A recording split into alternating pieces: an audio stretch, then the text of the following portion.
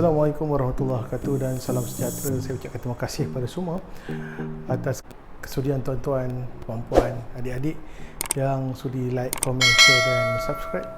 Dan saya ucapkan terima kasih kepada semua kerana lontaran, pemikiran, dorongan serta sokongan atau cadangan yang telah diberikan kepada saya. Alhamdulillah, saya ucapkan terima kasih kepada semua kerana idea-idea tuan-tuan saya keluarkan untuk fasa yang kedua ini.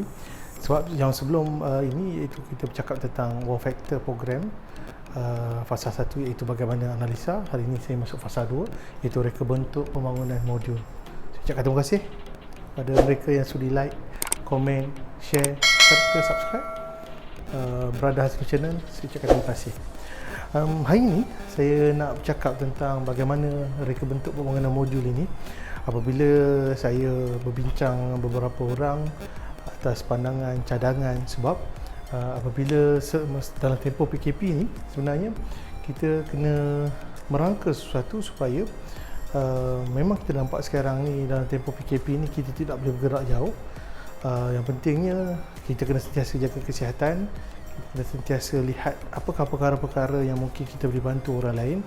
Sebab tu saya hari ini sudi untuk berkongsi dari segi fasa kedua iaitu reka bentuk pembangunan modul. Apabila kita tengok yang pertama yang lepas, saya juga review balik iaitu kita nak lihat bagaimana analisa. Mungkin boleh gunakan SWOT analisis, ada yang gunakan sistem analisis dan design di mana ada analisis, ada design, testing dan implement. Dan hari ini saya nak bercakap tentang bagaimana nak reka bentuk sebuah modul itu supaya modul itu tidak nampak rasa syok sendiri, ataupun modul itu sepatutnya dia mesti memberi impak yang besar pada mereka yang hadir dalam apa jua program yang dianjurkan. Saya cuba bawa skop yang besar sikit ataupun skop yang saya selalu buat iaitu tentang kepimpinan. So apabila saya buat modul saya tentang kepimpinan, saya akan cuba tanya pada diri saya menggunakan konsep 5W 1H iaitu what, why, when, who, where dan how. Yang ini yang saya selalu gunakan supaya saya tidak terkeluar daripada landasan. Saya sentiasa lihat apa yang perkara yang saya perlu buat. Sebab apabila kita nak menganjurkan ataupun nak mencipta modul, sebenarnya dia ada dua perkara yang selalu lihat, iaitu pertama sekali kita kena lihat dari segi pengalaman kita merasai dunia kepimpinan itu. Yang kedua, bagaimana kita nak deliver ataupun nak menyampaikan modul ataupun menyampaikan hasrat kita ini supaya mereka ni kekal dalam program-program kepimpinan.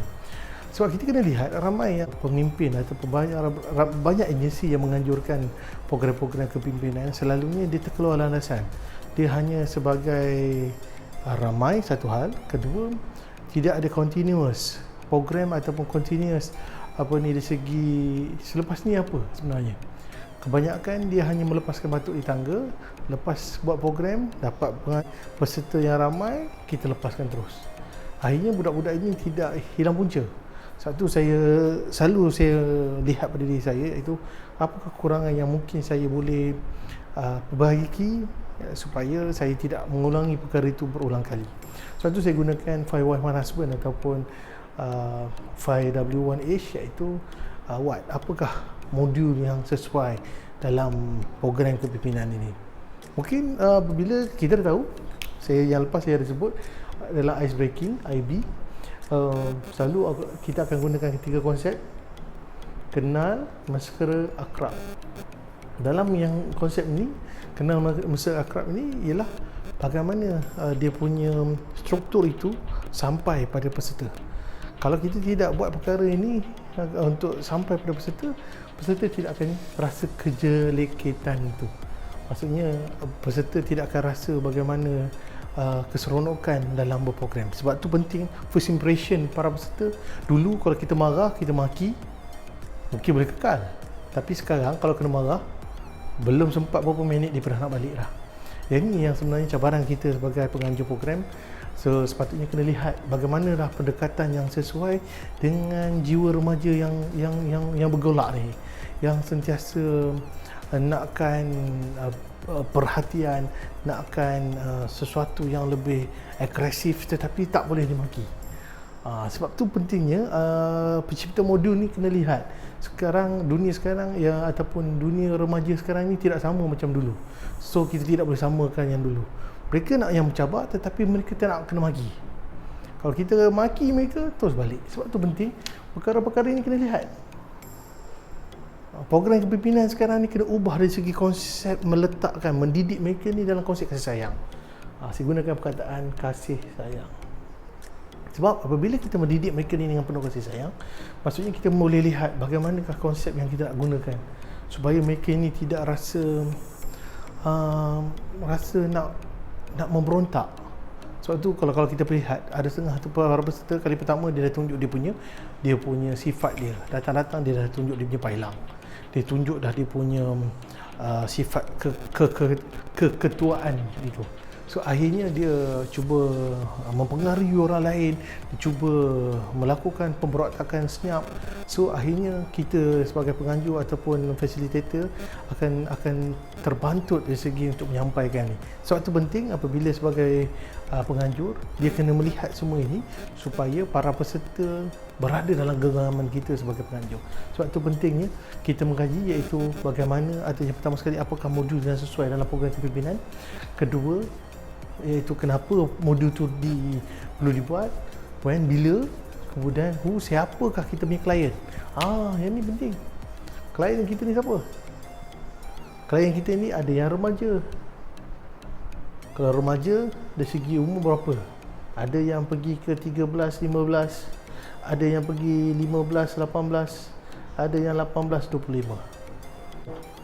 Kita kena tahu juga sedikit ataupun menyelidik latar belakang mereka ni sebelum mereka sampai, supaya kita dari peringkat penganjur tidak rasa gugup dengan mereka, rasa takut apabila kita berhadapan dengan mereka. Sebab tu penting klien ini, mengetahui latar belakang klien ini penting.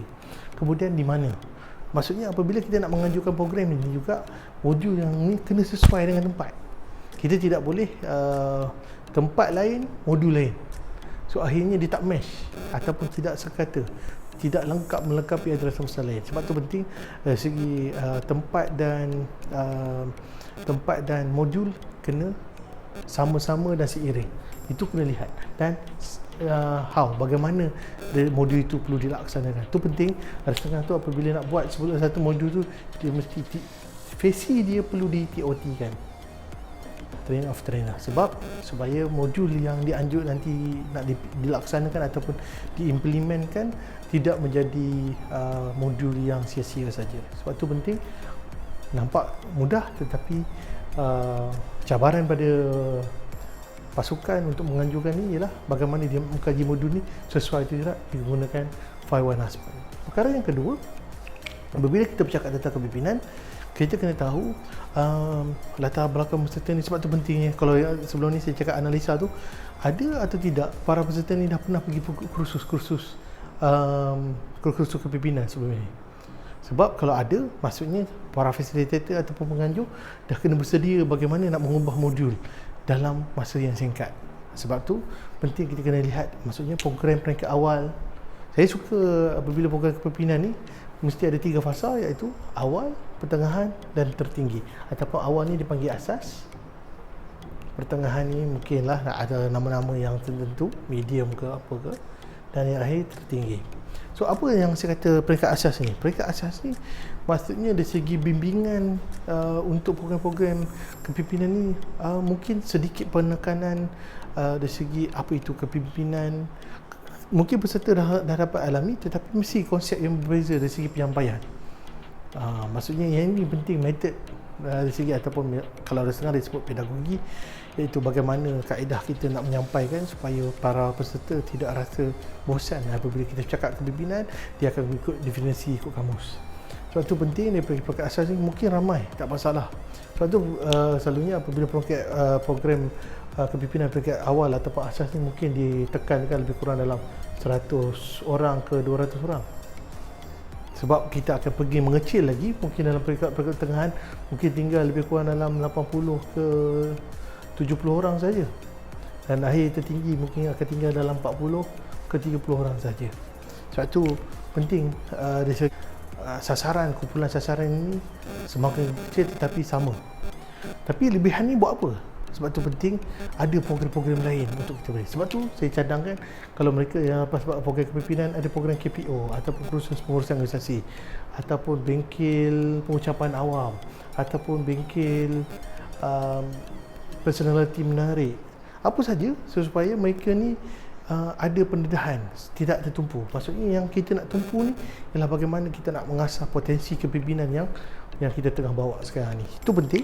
Dalam program kepimpinan kita kena lihat awal ni macam mana pendedahan dari segi modul, dari segi bagaimana bagi penekanan. Maksudnya mereka ni mesti diberi pendedahan dengan cara yang betul. Kemudian di peringkat pertengahan ini mungkin dia punya konflik tu kita akan cuba tingkatkan. Sebab dalam program saya juga diberi pendedahan daripada sejak saya form 2, mungkin pendedahan di peringkat pertengahan ni dia akan cuba penekanan dari segi konflik tu semakin tinggi. Tinggi tu tidak tinggi sangat, mungkin dia akan rasa bagaimana tertekannya apabila jadi pemimpin, apabila diberi tugasan tak siap, tak selesai, maksudnya dia akan diberi penekanan. Di peringkat tertinggi ni makin lama jadi tinggi lagi dia punya position ataupun dia punya action dia kena lagi tinggi. Sebab ada setengah pepatah Inggeris dia sebut, dia kata leader is not the position but is action.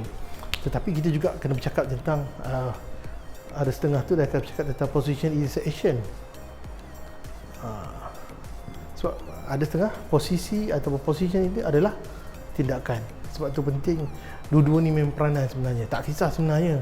Kalau saya juga apabila tak ada position ataupun ada jawatan, saya tetap akan bertindak. Kalau tak ada jawatan pun saya akan bertindak. Sebab jiwa kepimpinan ini ataupun kita bercakap tentang leadership ni, dia tidak bercakap tentang position tetapi dia juga bercakap tentang action. Ada setengah action, mesti ada position. Dua-dua ni saling main peranan supaya pembentukan dari segi kepimpinan itu lebih baik. Sebab tu pentingnya di peringkat awal, pertengahan dan tertinggi ni dia mesti tahu bagaimana kita nak menggunakan modul-modul ni.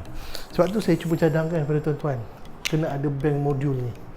Sebab tu saya juga ada bank modul saya sendiri. Ini saya jumpa kawan-kawan, kadang-kadang ada perkara-perkara yang mungkin yang boleh kita kongsi. Ada yang kalau katakan kita tengok lawak spontan tu kat sini pun ada. Semua cerita-cerita tentang lawak spontan ataupun pidato spontan, kemahiran membaca. Ini semua dalam ni semua ada modul dia. Sebab tu penting, saya simpan ni dah lama dah. Ni dekat berpuluh tahun dah ni. Dan saya juga ada permainan kreatif ni. Sebab ini adalah penting supaya kita nak membentuk pemikiran kritis dan kreatif dari segi pemimpin-pemimpin muda. Sebab kadang kita hanya bagi satu perkara, dia hanya lihat satu perkara saja, tak ada sudut lain. Sebab tu penting buku-buku ni saya simpan ini untuk yang akan datang, sebab nak melihat supaya mereka ni telah bersedia untuk jadi pemimpin. Sebab tu saya cadangkan kepada adik-adik ataupun rakan-rakan di luar sana, kena melihat konsep kepimpinan ini di peringkat asas, pertengahan dan tertinggi ini. Dia ada 3 perkara yang mungkin ada perbezaan dan ada tekanan-tekanan ataupun konflik yang cuba kita sampaikan. Sebutkan tadi, iaitu konsep yang kita nak digunakan mesti ada konsep. Dalam modul kena ada konsep troker. Troker ni apa dia? Troker ni selalunya kita akan menggunakan ice breaking, lihat nilai dan lihat beberapa perkara potensi yang dia ada. Mungkin daripada segi penekanan konflik ini ataupun modul konflik ini, dia akan lihat ada macam-macam modul konflik yang boleh digunakan. Selalu yang digunakan supaya kita match atau tidak apa yang dicakap semasa kita meneroka para peserta sebentar tadi. Dan selesai konflik ni barulah kita buat pengukuhan. Di sinilah kita lihat kebersamaan para pemimpin yang ada di segi di peringkat program, peringkat awal, asas ataupun pertengahan ataupun tertinggi. Sebab itu penting 3 konsep ni boleh diguna pakai dalam sini, dalam file management. Maksudnya boleh letak modul dulu. Maksudnya modul troker ni apa dia? Mungkin troker di peringkat asas lain, di peringkat pertengahan lain, di tingkat peringkat tertinggi lain, dan di peringkat konflik pun lain juga. Dia begitu juga di peringkat asas lain, pertengahan lain, tertinggi pun lain. dan pengukuhan pun begitu juga. Sebab tu penting kita tidak boleh hanya tertumpu pada satu, tetapi mesti ada kepelbagaian dalam kita membentuk modul supaya para peserta yang hadir nanti tidak rasa takut, rasa bosan, rasa tak best lah kan. Kita kena mewujudkan wow factor dalam program ni ialah bagaimana para peserta tu terkejut. Elemen kekejutan tu mesti ada supaya para peserta tidak rasa aku dah syok lah datang program ni, sebab dia tahu dah ada elemen-elemen kekejutan ni. Sebab tu penting apabila kita nak mencipta modul, kita kena lihat pelbagai skop. Memang betul ada setengah tu dia hanya sebut je, okey aku nak ni.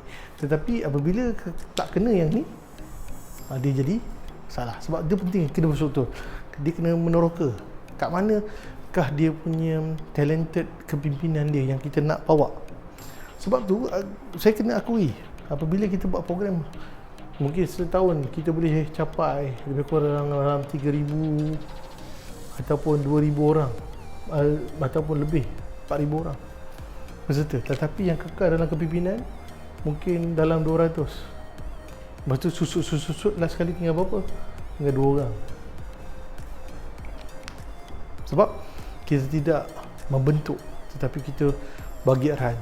Ya, contoh kita nakkan mereka jadi pemimpin, tetapi ruang kepimpinan itu kita tak serahkan kepada mereka, kita hanya biarkan mereka. Betul, ada setengah tu sebab apabila ruang kepimpinan tak ada, kita tak sediakan mereka. Tak sediakan apa? Dari segi membentuk, dari segi kursus pengurusan organisasi, kita tak bagi pendedahan dari segi pengucapan awam, kita tak bagi pendedahan dari segi bagaimana dia mengurus program. So akhirnya apabila pendedahan itu tidak diberi, so akhirnya yang tu makin lama makin susut sebab kita tidak beri pendedahan. Kita hanya bercakap tentang aku tapi tidak bercakap tentang mereka. Sebab itu penting dalam konsep kepimpinan ni ialah kepimpinan yang berterusan. Berterusan. Maksudnya proses pembelajaran berterusan ni perlu dibuat. Dia bukan hanya buat melepaskan batuk di tangga ataupun hanya menanam tebu di bibir ataupun kita nak mereka ikut aku je. Tak boleh. Maksudnya konsep kepimpinan itu kena ubah. Zaman sekarang kita kena beri pendedahan, beri tanggungjawab bagi mereka beraksi ataupun bertindak apa jua. Contoh, kalau saya sebagai pengurusi atau saya sebagai pengurusi GPMS Perak contoh dia, saya akan bagi anak-anak buah saya ni untuk melaksanakan program. Dan mereka kena cari dana program. So, di sini kita mengajar mereka apa? Dari segi bagaimana nak mengurus program. So, dia akan lihat pre and post. Pre maksudnya sebelum, semasa program dan selepas program. So, mereka akan dapat pendedahan ini. 3 perkara ni, kalau diberi pendedahan, insya-Allah mereka akan. Tetapi, jangan beri pendedahan tapi tidak ada bimbingan. Sebab itu penting kita sebagai pengurusi ataupun sebagai orang yang memegang jawatan dalam suatu jawatan mesti membimbing mereka. Sebab tu jangan lepaskan mereka tetapi bimbing. Melainkan mereka kata, abang saya dah hebat dah, tak perlulah bimbingan awak. Itu terpulang bagi mereka. Sebab itu ada cabaran kita sebagai apabila menjadi mentor ni, kadang-kadang mereka nakkan mereka punya gerak kerja yang mereka rasa betul. Tapi pada kita juga kita lihat gerak kerja mereka itu tak betul. Tapi pentingnya kita kena saling berkomunikasi sebab tidak boleh kita biarkan mereka sehingga meninggalkan mereka, akhirnya mereka akan tak nampak jalan keluar. So akhirnya mereka sendiri tidak dapat capai objektif sebenar dalam kepimpinan ni. Itu penting. Konsep kepimpinan ni penting, mesti ada pasukan, mesti ada konsep yang mengajar berterusan. Sebab tu tuan-tuan, saya dalam YouTube channel ni saya terus mengajar. Walaupun ada seorang dua ke yang melihat, tetapi saya yakin apabila kita mengajar dan sampaikan perkara ni, perkara yang baik-baik, insya-Allah kita akan dapat manfaat. Sebab tu penting tuan-tuan, yang inilah perkara-perkara yang mungkin fasa yang kedua. Saya ucapkan terima kasih kepada tuan-tuan kerana sudi like, komen, share serta subscribe channel saya. InsyaAllah kita akan berkongsi lagi pada masa akan datang. Tuan-tuan jangan rasa jemu dan rasa bosan semasa PKP ini. Saya harap kita akan dapat berjumpa pada masa akan datang insyaAllah. Terima kasih. Dan lafaz itu saya ucapkan terima kasih. Assalamualaikum warahmatullahi wabarakatuh dan salam sejahtera bagi segala sesuatu.